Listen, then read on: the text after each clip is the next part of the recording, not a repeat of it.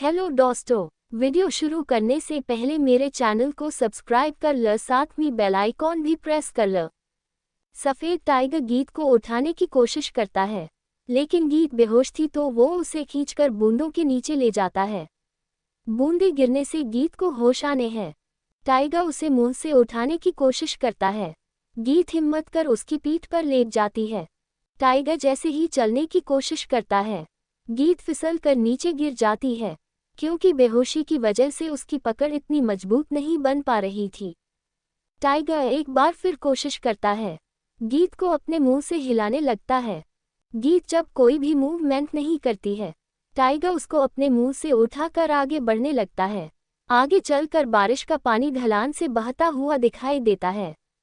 बहते हुए पानी के पास गीत को लिटाकर टाइगर अपना पंजा पानी में मारने लगता है, जिसकी वजह से पानी की छींटें उछलकर गीत के चेहरे पर जा रही थी।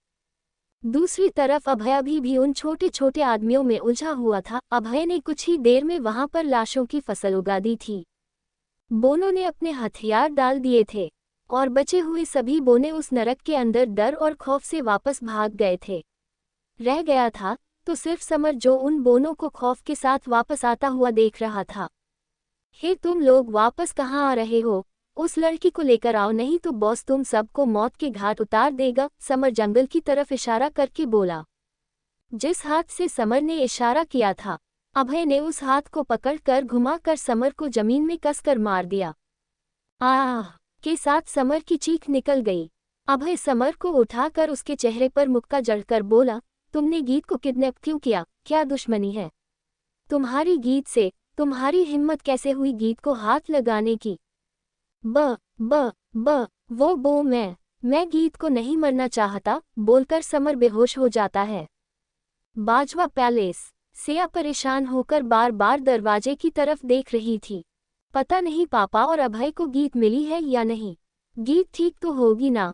भगवान मेरे परिवार को कुछ मत होने देना। डरी हुई सिया अंदर ही अंदर भगवान से प्रार्थना कर रही थी। रात भी काफी हो गई थी, इसलिए सिया की चिंता बढ़ती जा रही थी। सिया बार बार बॉडीगार्ड से पूछ रही थी, उन लोगों का कुछ पता चला? वो कहाँ है? उन्हें गीत मिली या नहीं? सैम जंगल के नजदीक पहुंच चुका था। आज बारिश तेज है, लगता है मेरे नरक का माहौल गर्म है। आज मेरे नरक को किसी के खून का भोग लगाया गया है, बोलकर सैम हंसने लगता है। सैम जंगल के रास्ते ना होकर दूसरे लंबे रास्ते से जाना तय करता है, क्योंकि उसके मुताबिक बारिश के मौसम में जंगल कुछ भी कर सकता है। गीत को अब होश आ चुका था। गीत अपने सामने व्हाइट टाइगर को देखती है। गीत की आंखें खुली देखकर व्हाइट टाइगर उसको अपने मुंह से अपनी पीठ पर बैठने का इशारा करता है। गीत हिम्मत करके उसकी पीठ पर बैठ जाती है और कसकर उसकी गर्दन से अपने हाथ लपेट लेती है। गीत को अपनी पीठ पर बिठाकर व्हाइट टाइगर वहां से चल देता है और चलते चलते कुछ पल के लिए रुककर अभय की ओर देखकर जोर से दहाड़ देता है। इसका मतलब ये था कि गीत अब सुरक्षित है, अब तुम्हें यहाँ से चलना चाहिए। अभय समर को मार मार कर होश में लाने की कोशिश कर रहा था। उसे जब दहाड़ सुनाई देती है तो वह पलटकर पीछे देखता है।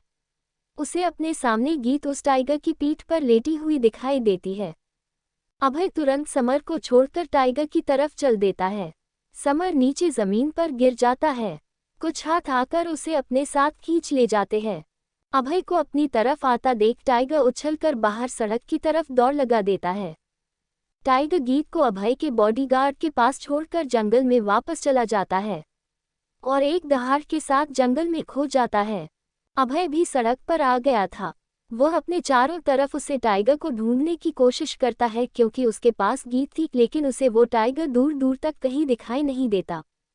अभय के बॉडीगार्ड उसे आवाज देकर बोले, सर गीत मैम यहाँ पर है, आप जल्दी से आ जाए। इन्हें हमें हॉस्पिटल ले जाना होगा। अंधेरा होने की वजह से कोई भी अभय के बदले हुए गुस्से वाले चेहरे को नहीं देख पाता है। अभय जल्दी से कार की तरफ आ जाता है।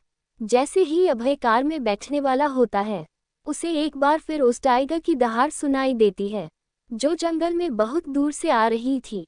तुम जो भी हो, तुम्हारा एहसान मैं जिंदगी भर नहीं भूलूंगा। मैं तुम्हारे इस एहसान का जिंदगी भर कर्जदार रहूंगा। अभय जंगल की तरफ देखकर बोला और कार में गीत का सिर अपनी गोद में रखकर बैठ गया। अभय गीत के चेहरे को गौर से देखता है। गीत का पूरा बदन मिट्टी से सना हुआ था। उसके माथे और बॉडी से जगह जगह खून बह रहा था। गीत बीच बीच में डर से कांप उठती थी, क्योंकि बेहोशी में भी उसके सामने अभी भी उसे घसीट कर ले जाने का मंजर चल रहा था। गीत की हालत देखकर अभय जोर से चीखा, आह! मैं तुम्हें जिंदा नहीं छोड़ूंगा। गीत को मारने की सजा तुम्हें मिलकर रहेगी। अभय की चीख इतनी तेज थी उसकी कार के सारे शीशे फूट जाते हैं। यहाँ तक कि उसके आसपास की कारों के शीशे बिखर जाते हैं। अभय अपने बॉडीगार्ड से बोला, इसके पीछे किसका हाथ है, उसका पता लगाओ और इस जंगल में एक आदमी सफ़ेद कपड़ों में पड़ा हुआ है, उसे उठाकर टॉर्चर रूम में लेकर आओ।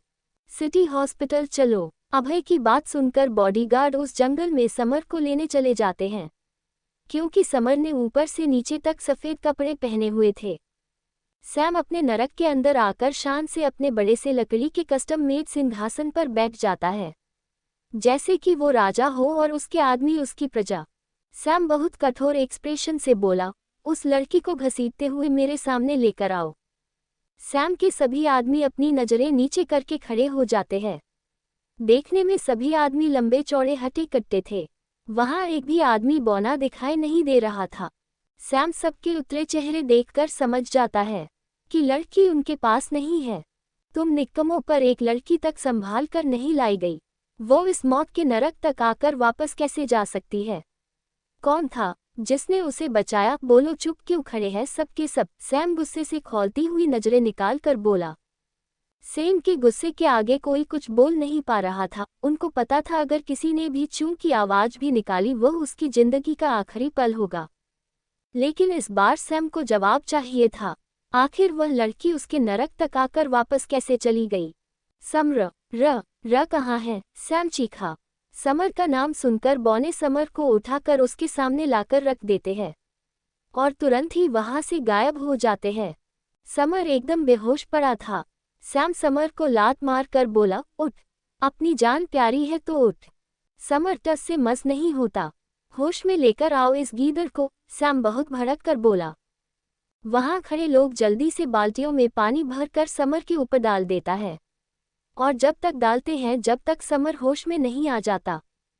समर खांसता हुआ होश में आता है क्योंकि उसके मुंह में पानी भर गया था, जिससे सांस लेने में तकलीफ हो रही थी। अभय ने मुक्का मारकर उसकी नाक पहले ही सुजा दी थी। सैम समर की छाती पर लात रख कर बोला, लड़की कहाँ है? तुम्हारी ऐसी हालत किसने की? समर को सीने में बहुत दर्द हो रहा था क्योंकि अभय पहले ही समर का सब कुछ चक्का चुका था।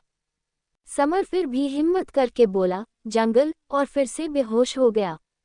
सैम समर के ऊपर से ही पैर रख कर निकल जाता है। समर के मुंह से खून निकल आता है। इसे हॉस्पिटल ले जाओ, सैम पीछे बिना देखे चलते चलते बोला। दूसरी तरफ अभय नॉर्मल हो जाता है। वो बड़े ही प्यार से गीत को देख रहा था।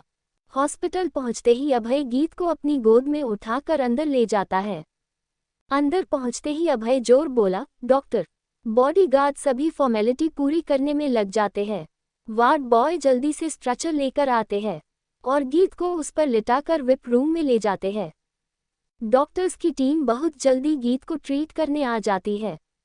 अभय उन सभी डॉक्टर्स को देखकर बोला, only female doctors are allowed. Abhay की बात सुनकर फीमेल डॉक्टर्स गीत के ट्रीटमेंट के लिए आ जाती है। एक डॉक्टर गीत को देखकर बोली, इनकी बॉडी तो बहुत गंदी हो रही है, हम इन्हें ट्रीट कैसे करेंगे? अगर हम इन्हें ट्रीट करेंगे तो इनकी बॉडी पर लगी मिट्टी इनके जख्मों पर भी लग सकती है, ये तो बहुत ही खतरनाक होगा इनके लिए। उद्धरण चिन्ह। उस डॉक्टर की बात सुनकर अभय गीत को अपनी गोद में उठा लेता है और अटैच बाथरूम में जाकर शावर ऑन कर देता है। नर्स ने टॉवल और हॉस्पिटल गाउन लेकर वॉशरूम के बाहर खड़ी हो जाती है। अभय गीत की बॉडी पर लगी मिट्टी साफ करता है और अनड्रेस कर देता है। शॉवर के बाद अभय दूर ओपन कर टॉवल और गाउन ले लेता है। गीत को पोंछकर गाउन पहना देता है, खुद भी टॉवल लपेट लेता है। अभय गीत को गोद में उठाकर वॉशरूम से बाहर आता है। अभय को देखकर सारी डॉक्टर्स और नर्सेस अपनी लार टपकाने लगती है। अभय की muscles, broad chest, abs, cuts और ऊपर से उसके किलर टैटू। अभय इस समय प्यार का देवता लग रहा था। यार क्या बॉडी है इसकी, इसके सीने पर बने उस शक्ल को तो देख। हाँ यार बहुत सेक्सी लग रहा है, अगर ये मैरिड नहीं होता तो मेरा बॉयफ्रेंड होता, कितना क्यूट है। दुनिया का सबसे सेक्सी हस्बैंड है। हाय काश ये मेरा होता। अगर तुमने अभी के अभी मेरी वाइफ का ट्रीटमेंट शुरू नहीं किया तो तुम लोगों के चेहरे पर ये जो आंखें लगी हुई हैं इनको निकालकर गोटियां बनाकर कुत्तों को खिला दूंगा, अभय अपने दांत पीसकर बोला। अभय की बात सुनकर सभी की सभी लेडीज सहम जाती है। सबके ख्यालों से प्यार का परा उड़ जाता है। सर आप मैम को यहाँ लिटा दीजिए और आप बाहर चले जाए, एक नर्स आगे आकर बोली। डॉक्टर्स जल्दी से जीत का ट्रीटमेंट शुरू कर देते हैं। बाजवा हाउस। मिस्टर बाजवा घर आ चुकी थी, जिनको देखकर सिया के चेहरे पर मुस्कान आ जाती है। सिया दौड़कर मिस्टर बाजवा के पास जाती है। मिस्टर बाजवा का हाथ पकड़ कर बोली, पापा आपको गीत मिली क्या? अब वह कैसी है और कहाँ है? वह आपके साथ आए क्यों नहीं आई? मिस्टर बाजवा सिया के चेहरे पर हाथ रख कर बोले, गीत हमें मिल गई है। वह इस वक्त सिटी हॉस्पिटल में एडमिट है। गीत एडमिट है सुनकर सिया परेशान हो जाती है। पापा मुझे अभी के अभी गीत के पास जाना है, मैं गीत को देखना चाहती हूँ, सिया अपनी आंख आंसू लेकर बोली। दूसरी ओर सैम जंगल की ओर चलता है, तभी उसका फोन रिंग करने लग जाता है। हेलो, हे क्या हुआ, तूने मार दिया उसे? नहीं वो फिर से बच गई है। यार छोड़ दे ना उसे, उसने क्या बिगाड़ा है तेरा? वैसे भी उससे कोई रिश्ता भी नहीं है। उद्धरण चिन्ह। काश कोई रिश्ता नहीं होता, कम से कम मैं सुकून की जिंदगी जी लेता। क्या रिश्ता है? ऐसा कौन सा रिश्ता है जिसमें तुम उसकी जान लेना चाहते हो? वो मेरी बहन है। To be continue.